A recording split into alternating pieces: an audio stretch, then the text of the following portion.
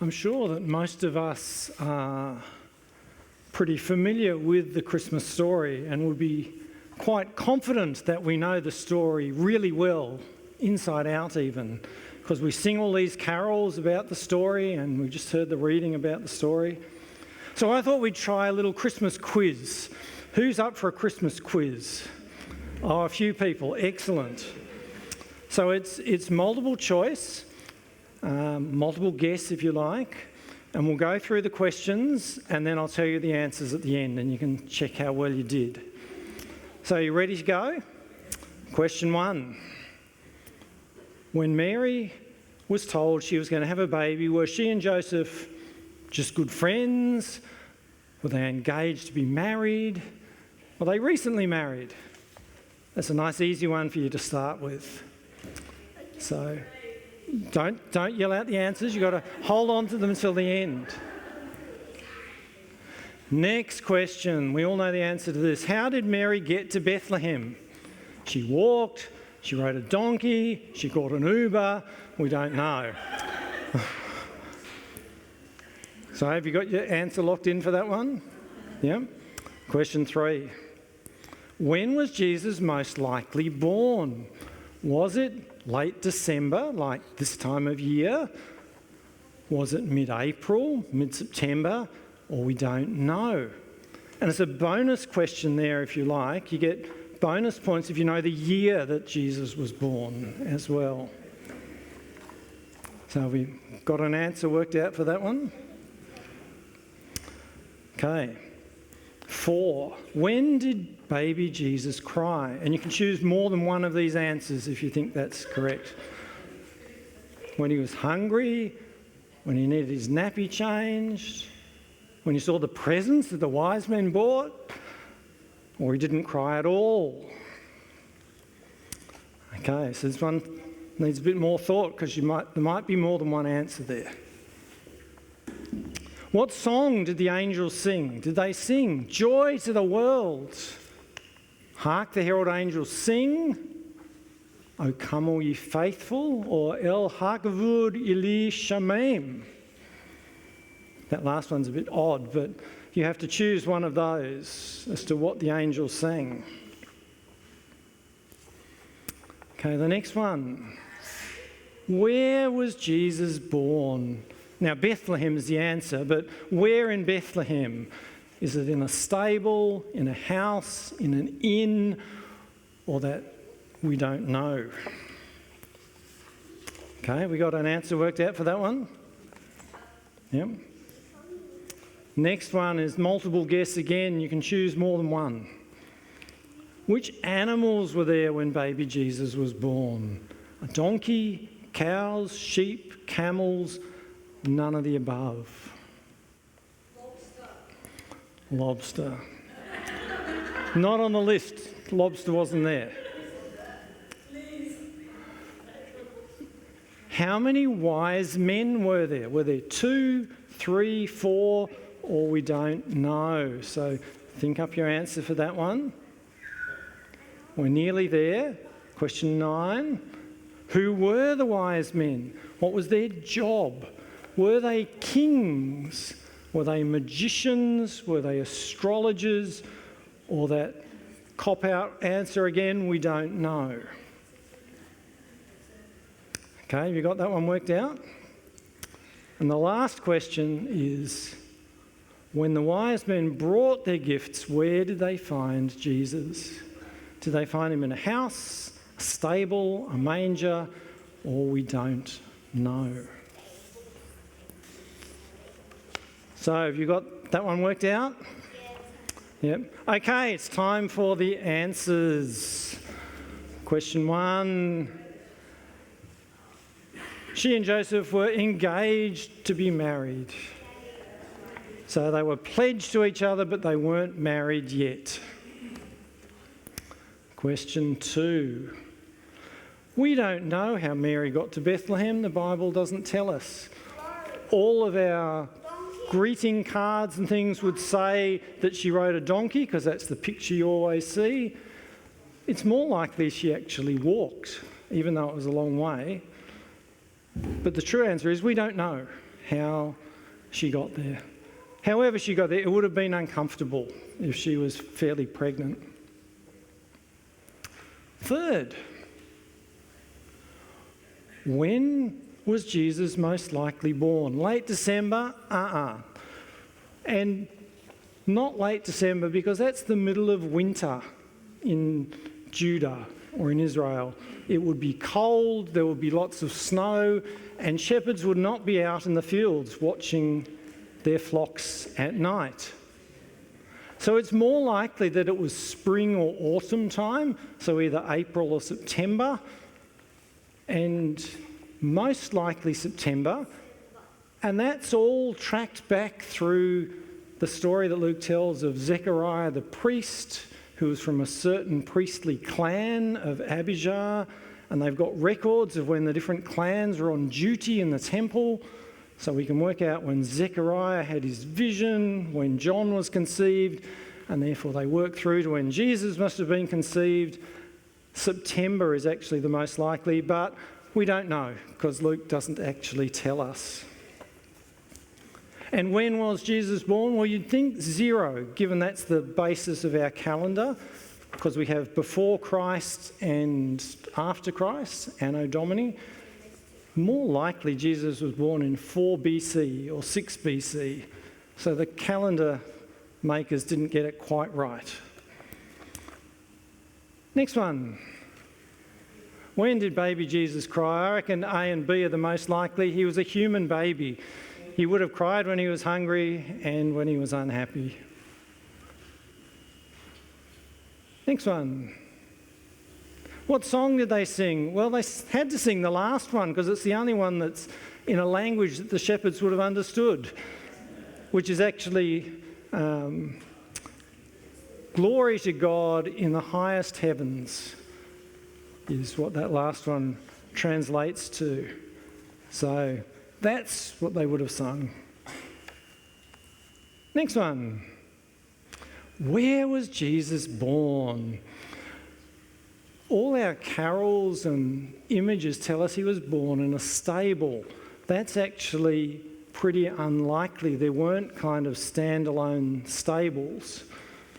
In a house, yes, that's the most likely place for Jesus to be born, probably with extended family present and certainly a midwife, because that was the way babies were delivered back in that culture. And those people would have needed a house to have room to move. In an inn, and the word for inn is actually a bit misleading, it's actually guest room, like in what Stephen read before, which would have been part of a house. Often the guest room was on the roof, so houses were one level, and they had a little room on the roof, which was for guests. And maybe Jesus wasn't born there because there wasn't room for all those extended family and midwife. But the real answer is we don't know. We're not told. But most likely Jesus born in a house. The next one. Animals there. Well, probably none of the above because they were all shooed out so that there was room for the family and the midwives to come and help with the birth. But animals were kept in the house, a sort of a lower level in the house, and that's where the manger would have been. So there could have been animals around, but probably not when he was actually born. Next one. How many wise men? Don't know. We're just told that they brought 3 gifts of gold, frankincense and myrrh. There might have been 2, there might have been 3, there might have been more. We don't know. The next one, Archie says it has to be 3, but we don't know. And what did the wise men do? They weren't actually kings. They could have been magicians, but most likely they were astrologers. So they studied the stars, which is why they saw an unusual star and responded. So they were astrologers. And the last one, where did they find Jesus? Matthew tells us they found Jesus in a house in Bethlehem. So maybe a house of one of the extended relatives. So how do we do? Do we all get 10 out of 10? No. 10 out of 9.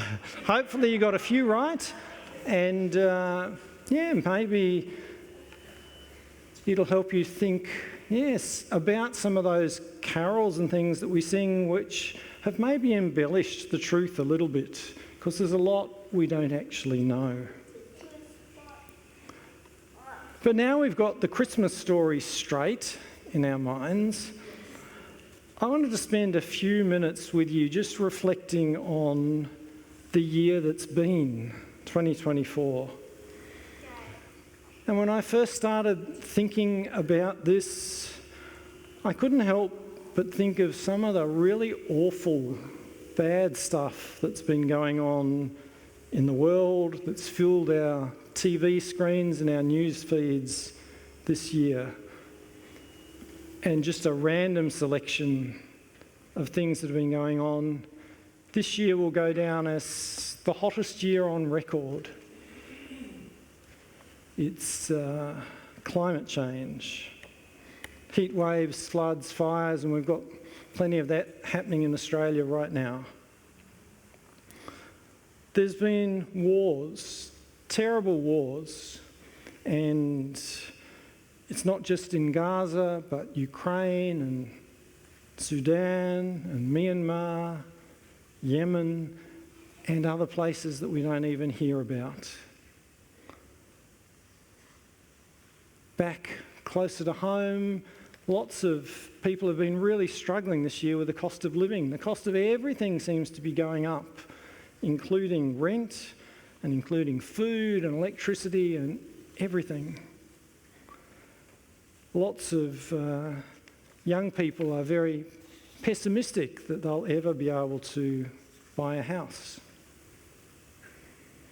We've been hearing about social media and the effect that it has on our young people, such that the government has plans afoot to ban young people from social media.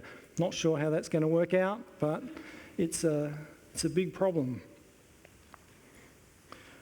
And the last one is just the levels of violence directed against women, not only in this country, but in many countries and parts of the world. And I'm sure if you tried, you could add to this rather depressing list. There is much, though, that is dark and bleak going on in our world and in our own country. But are there also some good news stories? Yes, there are. There's plenty of good news stories as well if we go looking for them. We might not see them on our nightly news, but the good news stories are there.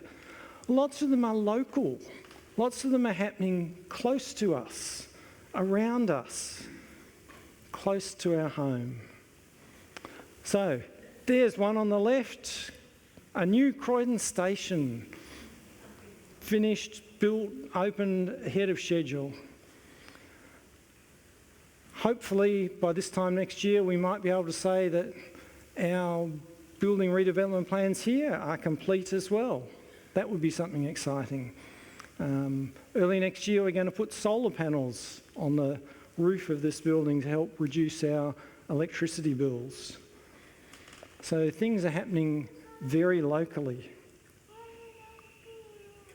The other picture there is at Croydon North, and arrangements have been made with Uniting that we can continue to use that building, and so things like the weekly meals program and the art program can continue, which is good news. Next picture. One on the left was an interesting story. A whole lot of Pacific Island nations have banded together and are taking a climate change case to the International Court of Justice in The Hague so that they can make their voice heard. Don't know what will come of that, but they at least have the opportunity. One on the right looks more serious, but just to point out, and you would know this, that several people in our community, maybe in your circle of friends, have had major surgeries this year and they've got through okay. They've had health scares and they've got through and they're still with us. So that's good news, I think. Next slide. Lots of people have been living faithful Christian lives. Maybe not spectacular, but looking out for others, caring for others, feeding the hungry, visiting the lonely, offering hospitality, sharing the good news of Jesus. You might even recognise some of those folk on the right-hand picture. And hopefully there's other stories, good news stories that you know about as well that have happened this year. But just because it's Christmas and our lives are really busy and it's been hectic at the end of the year, I just wanted to give you a minute or two just to think for yourselves over your life this year. What's been a blessing to you? And where have you been a blessing to others? So just spend a minute or so thinking about your life this year and where you've been blessed or where perhaps you've been a blessing to others. So let's just have a brief time of quiet.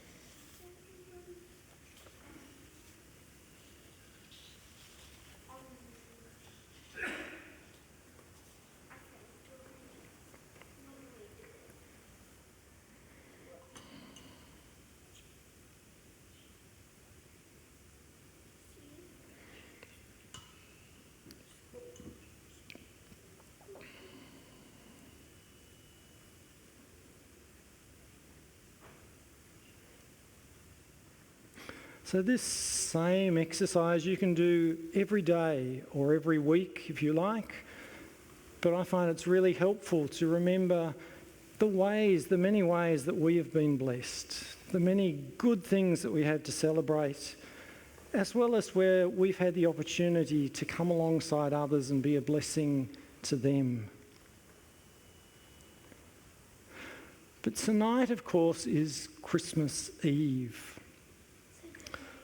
So one of the things we're doing tonight is remembering the birth of baby Jesus, born to a young peasant girl nearly 2,000 years ago, and reflecting on how that birth has affected our lives, both in the year we've had and what lies in front of us.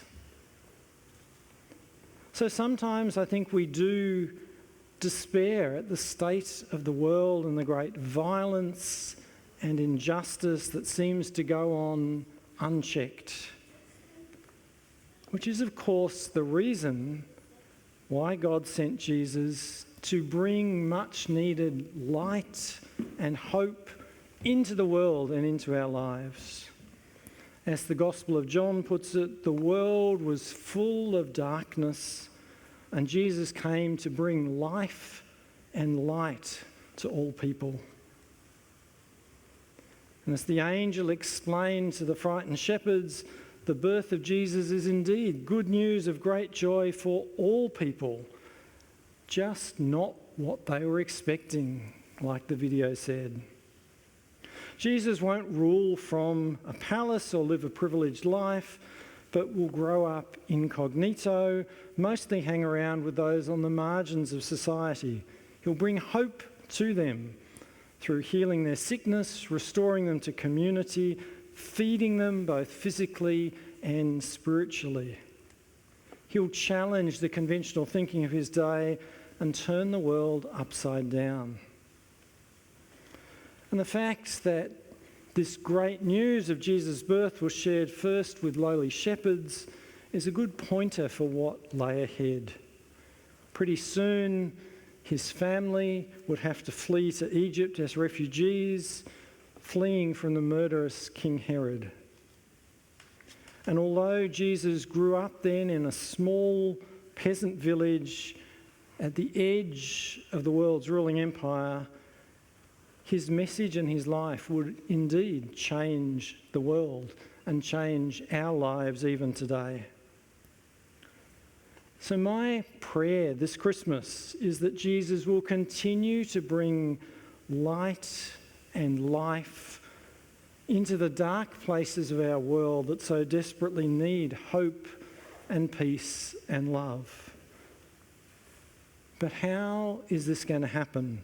It's through people like us, ordinary people like us, walking in the footsteps of Jesus, bringing life and hope and love to our neighbours, both those who live nearby to us and those who live further away.